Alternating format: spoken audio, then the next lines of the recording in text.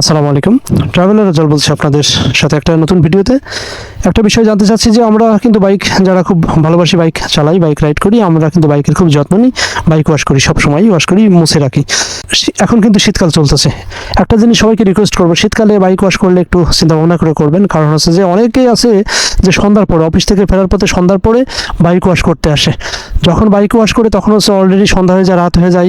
But ওই যে গ্যারেজে যান বাইকটা ওয়াশ করতে, ওই গ্যারেজের যে ছেলেটা থাকে ও কিন্তু নিরুপায়, বাট মালিকের সাথে আপনার ভালো সম্পর্ক। মালিক বলবে এই বেটা দে, কিন্তু ও চাচ্ছে না যে শীতের রাতে আমি সন্ধ্যার পরে রাতে বাইকটা ওয়াশ করে দিই।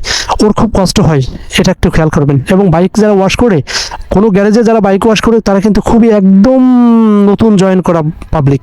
সাধারণত এক্সপিরিয়েন্স দিয়ে বাইক ওয়াশ করা হয় না। সুতরাং ওদের মুখের দিকে তাকিয়ে ছোট বাচ্চা আমরা একটু খেয়াল করবো যেন বাইক ওয়াশ করার সময় ওরা আমাদের প্রতি একটু বিরূপ না হয়।